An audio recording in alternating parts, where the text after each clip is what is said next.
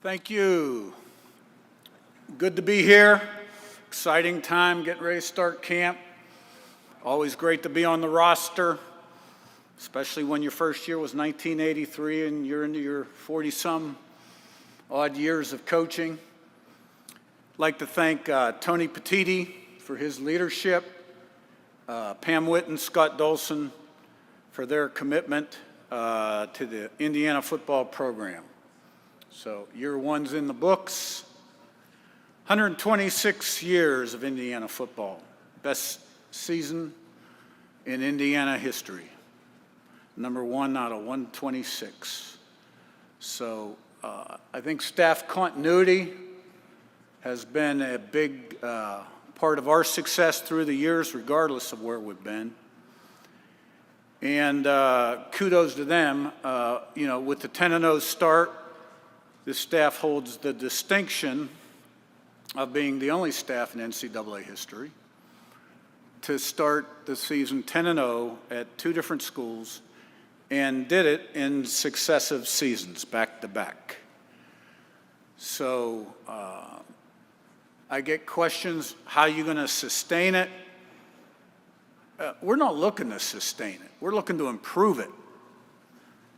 And the way you do that is by having the right people on the bus, upstairs in the coaches' offices, downstairs in the locker room, having a blueprint, plan, and process, high standards, expectations, never lowering your standards, day-to-day plan, highly structured and organized organizational discipline to improve in critical areas, which usually have to do with player development, scheme development, program development, and create those intangibles entering the season. Consistency, day in, day out, consistency is huge so that we can play fast, physical, relentless, smart, disciplined, poised, not affected by success, not affected by failure, and never ever satisfied until the game is over.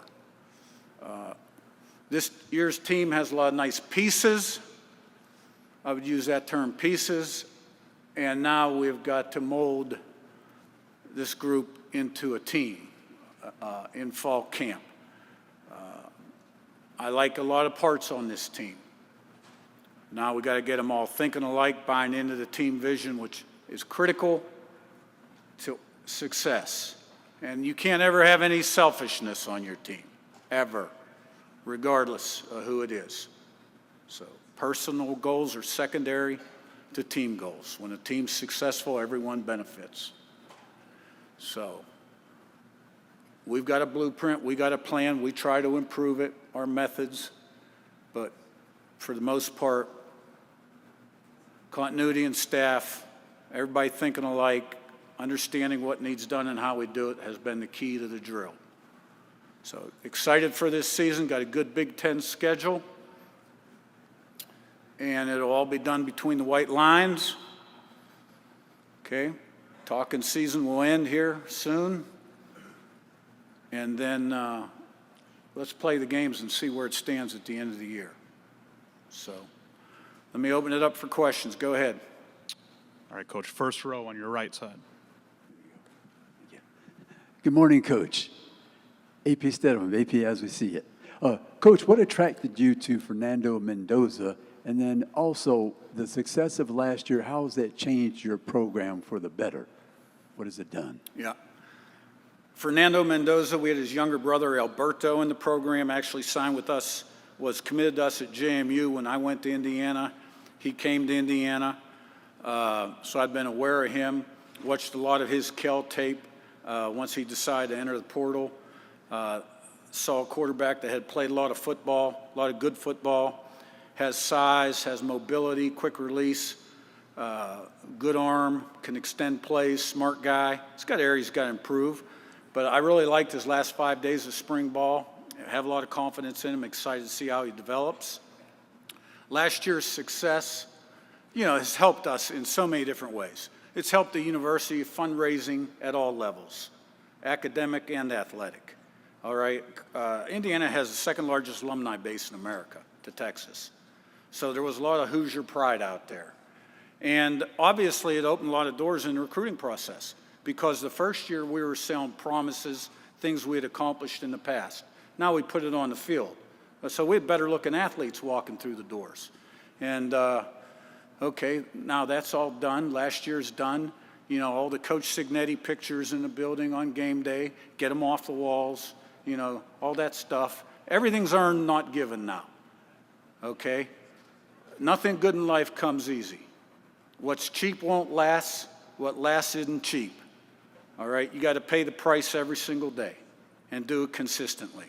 And when you're good, then you got to have that burning desire to be great. All right? Because 98% of this game is between your ears. Next question. Coach, on your far right. Curt, how you doing? Willie Ramirez with the Associated Press. I spoke with Mikhail earlier. He talked about the standard that you just spoke of, and last year, getting everyone to buy into to what you brought over from James Madison. This year, how much do you rely on those returners, the leaders that have followed you, to sort of help teach that philosophy and teach that standard, and sort of become coaches under the helmet? Yeah, well, you know, it's a top-down approach. Everything starts with me, trickles down to the assistants. They're in charge of their room or their area. All right? You can never have enough good leaders on your football team down in the locker room. There is a small contingent of JMU guys still on this team that's played really good football for a long time, that has the right stuff and leads in a positive way. Those guys are invaluable. But we have other guys on our team that are good leaders. You know, Coogan coming in from Notre Dame. Carter Smith, our left tackle. I mean, I could name 10 or 12 guys that have potential to be really good leaders on our football team. And, you know, you win with people. And because the season is not a sprint, it's a marathon. And, you know, you got to be able to handle success. You got to be able to handle failure. You got to do the right things off the field. You got to stay away from the landmines. You got to pick other guys up when they're down. But you got to have consistency in performance, game in, game out, week in, week out, especially when you're successful. Right? You can't have the warm fuzzies, become complacent, begin to hate the things that got you to where you are. All right? That stuff's not hard. Those are things that aren't talked about very much, but to go the distance, those are the things that you've got to thrive and be good at. On your left side, Coach, in the middle. Spencer McLaughlin, Locked On Podcast Network. Coach, you guys recently announced that you canceled a future home and home series with Virginia. Can you talk about what went into that decision and why you think that's in the best interest for your program and the fans? Yeah, you know, that was a scheduling philosophy that began before I was hired, but I did sign off on it upon being hired before our first season, okay? And look, here's the bottom line, okay? We picked up an extra home game, and we play 9 conference games. You know, the 2 best conferences in college football, any football guy that's objective will tell you, is the Big Ten and the SEC. All right? 12 of the 16 SEC teams play 3 G5 or an FCS game. 12 of those teams play 36 games, 29 G5 games, and 7 FCS games, and 1 less conference game. All right? So we figured we'd just adopt SEC scheduling philosophy. You know, some people don't like it. I'm more focused in on those 9 conference games. You know, not only do we want to play 9 conference games, okay, and have the 4-4 championship, the playoff format, okay, we want to have play-in games to decide who plays in those playoffs. You know, championship weekend, let's play 3 versus 6 and 4 versus 5. You want to decide that on the field, make sure everybody's strength of schedule is what it needs to be? Let's make everybody play 9 conference games, and on championship weekend, 3 will play 6, 4 will play 5. And there's still room for another at-large in that format. And why shouldn't the Big Ten have 4 AQs? Because Ohio State actually finished 4th in the conference at the end of the season. Indiana and Penn State were tied for 2nd. They won the tiebreaker. Ohio State won the national championship. Okay? You want to put the best teams in the playoff? Give the best leagues the AQs, but make them earn it with play-in games. And we wouldn't be opposed to Big Ten SEC regular season games every year. We need to standardize the schedule across the board if we want to have objective criteria for who should be in the playoffs and who shouldn't, and we need to take the decision-making off the committee to some degree. Second row here. Good afternoon, Coach. Jacob Worthing, KRUI. Coach Cignetti, your first season culminated in an 11-1 season and a CFP berth. A meteoric rise in just 14 months. You've already talked based on the standard a little bit. How are you ensuring your Cinderella culture now becomes the standard and not just the exception? Hey, look, the theme of this year really is humble and hungry versus noise and clutter. Okay? Humble and hungry.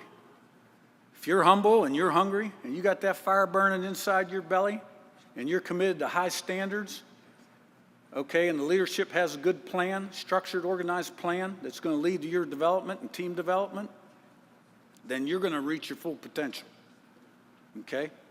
If you're resting on your laurels and you got the warm fuzzies based on what social media is telling you or what you read on social media, okay, and you think it's just going to happen again because it happened before, you ain't going to be a very happy camper when the season's over.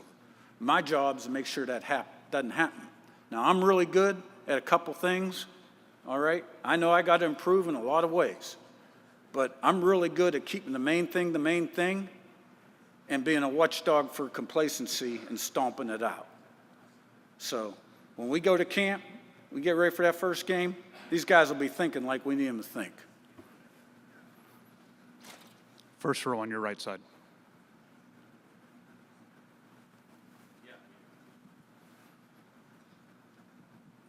Touchdowns and tangents, Kenneth Berry, Coach. You talked about, I mean, it is pretty hard to top the greatest season in school history, but last year you talked about how, you were excited about NIL. You just talked about how you have the second largest alumni base. What are some key non-negotiables that you have for NIL budgeting or even just ethics going forward to kind of prevent some of the things you just talked about, like complacency, especially whether it be high school or kids coming out the portal? Well, I think we're talking about two different issues there. On one side, we're talking about player development and becoming the best you can be. And on the other side, we're talking about institutional resources that lead to retention and recruiting. So, our goal is to be the best. This is a great league. There's some schools in this conference that have great tradition for a long, long time and have some incredible resources. My personal goal is that we're in the top third of the conference when it comes to resources in all areas that are critical to program success. Okay? Now, the landscape is still changing as we speak today. You got to be light on your feet and nimble. And at some point, hopefully, down the road, this thing will settle down and we'll have clear rules and regulations on how we operate. Coach, thank you so much for your time. Thank you.